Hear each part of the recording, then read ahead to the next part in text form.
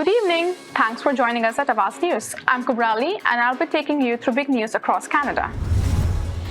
2 dead after transport truck exploded into fireball on Highway 41 in Pickering, OPP.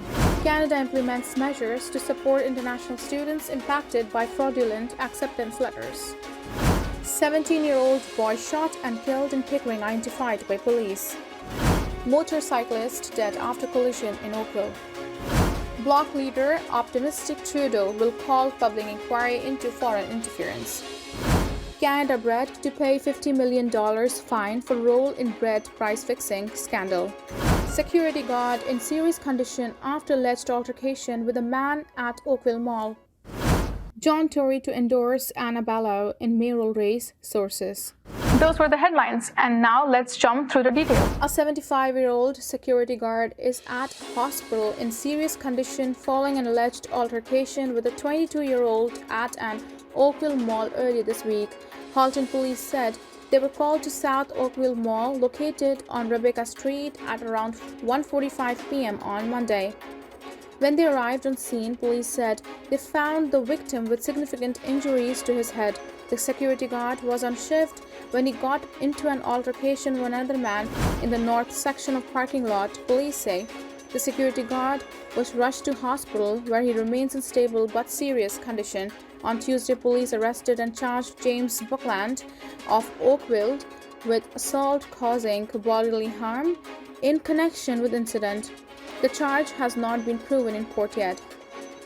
In response to recent discovery of fraudulent acceptance letters submitted by some international students and graduates, the Honourable Minister Fraser, alongside Ruby Sahota, Member of the Parliament for Brampton North and federal Liberal colleagues, have taken decisive action to ensure the fair treatment of affected individuals.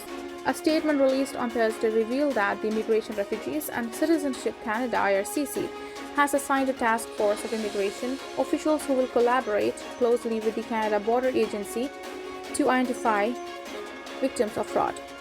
The government's primary objective is to distinguish those who are involved in fraudulent activities from genuine victims of immigration fraud who had a sincere intent to study in Canada.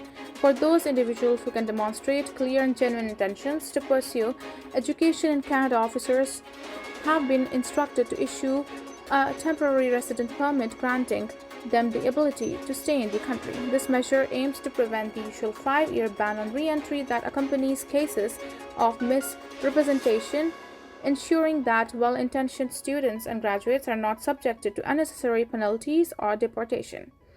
MP Sahota, who has engaged with numerous victims of this fraud, emphasized the importance of supporting international students who fell prey to unscrupulous consultants claiming to assist them with their immigration applications. These individuals should not face punishment or deportation, as their presence significantly contributes to the Canadian society and economy. The government is committed to providing compassionate and fair treatment to these students and graduates. Moreover, the IRCC has been actively working alongside designated learning institutions (DLIS), provinces and territories, and organizations representing Canada's colleges and universities to enhance fraud detection measures proactively. The collaboration aims to crack down on illegal practices employed by fraudulent actors, preventing similar incidents in the future. Canada acknowledges the invaluable contributions international students make to its educational institutions and communities, and these measures underscore the government's dedication to protecting their interests. By swiftly addressing fraudulent activity and extending support to genuine victims, the country reaffirms its commitment to integrity and compassion in its immigration system. A motorcyclist has died following a collision in Oakville on Wednesday morning. It happened near Oakville Trafalgar Hospital at around 11 a.m. and involved a motorcycle and another vehicle, according to police. Police say the motorcyclist was pronounced dead on the scene. No further information about the victim was released and no other injuries were reported. The circumstances leading up to the collision are unclear, and police have not said if any charges have been laid. Oakville's Dundas Street West is closed to westbound traffic at 3rd Line and to eastbound traffic at Postmaster Drive. Hospital Gate is also closed to southbound traffic, police say. The closures are expected to remain in place for several hours, and police are telling driver to use alternate routes. A teenage boy shot and killed in Pickering on Sunday night has been identified by police as 17-year-old Anthony Dixon. In an update provided Wednesday, Durham Regional Police identified Dixon, who was fatally shot at a housing complex at 1580 Kingston Road in Pickering, Ontario. According to police, officers were called to the scene for reports of a shooting at approximately 9:45 p.m. Once on scene, officers located a male now identified as Dixon with life-threatening injuries. Officers and paramedics performed life-saving measures, police said. However, Dixon died at the scene. At a news conference Monday morning, officers said it is believed that the shots were fired from a vehicle that then fled the area. As of Wednesday, no arrests have been made, and police say there is no suspect information. Officers said they don't believe there is a threat to public safety at this time. The Durham District School Board said it is deeply saddened by the tragic loss of one of their students. Police are asking anyone with information or video footage, including dashcam and home surveillance, to contact them at 1-888-579-1520 extension 5402. Dixon is Durham Region's 7th homicide victim of the year.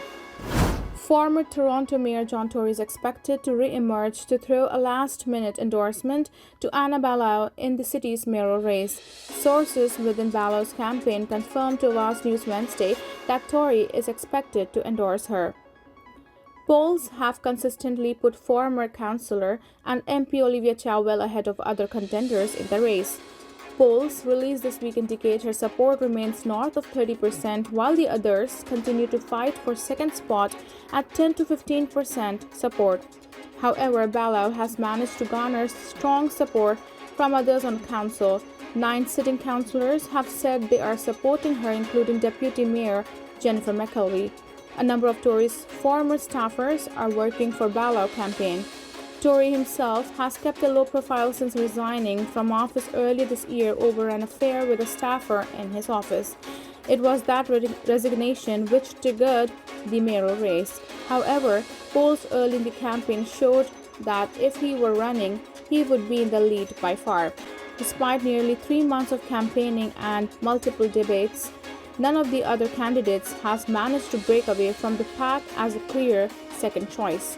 In recent weeks, former police chief Mark Saunders has shifted his message to present himself as the only candidate who can beat Chow. However, the message has done little to move his fortunes in the polls, and a call for other candidates to support him did not get any traction. Saunders was quick to respond to the news of the impending endorsement from Tory with a tweet suggesting it would solidify Chow's win. Saunders got an endorsement of his own yesterday from Premier Doug Ford.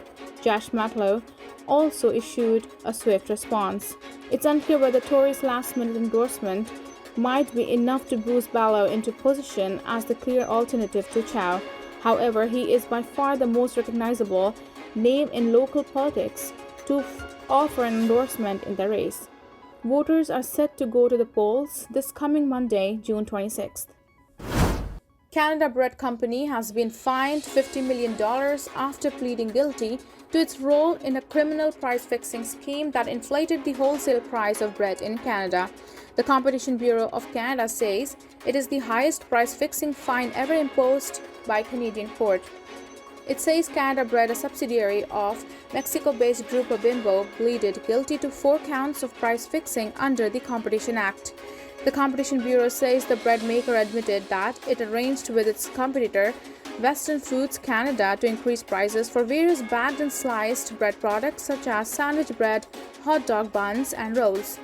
The price fixing resulted in 2 price increases, one in 2007 and another in 2011. At the time of price fixing arrangement, Canada Bread was under the ownership of Maple Leaf Foods, and Grupo Bimbo says it's considering all legal options against those responsible. 2 people are dead after a transport truck carrying a highly flammable liquid lost control and exploded on Highway 401 in Pickering late Tuesday night. OPP Sergeant Kerry Smith said it is believed that a tanker truck carrying a full load of highly flammable liquid was traveling in the eastbound lanes of the highway when, for some unknown reason, the driver lost control. Police said the driver struck the center concrete wall and rolled into the westbound lanes, rupturing the truck's tank. Schmidt said the truck exploded into a fireball and the flames spread to an oncoming transport truck and passenger vehicle. The driver of the boat truck were pronounced dead at the scene, Schmidt confirmed. Schmidt said a collision reconstruction unit is on scene to piece together exactly what transpired on Tuesday night. The road surface also sustained significant damage, Schmidt said. At one point, police advised residents in the surrounding area to keep their windows and doors closed as a precaution due to smoke from the fires. That directive is no longer in place. This was all from us today. I'm Kubra Ali, and I'll see you back tomorrow, same time, same channel. Have a good night.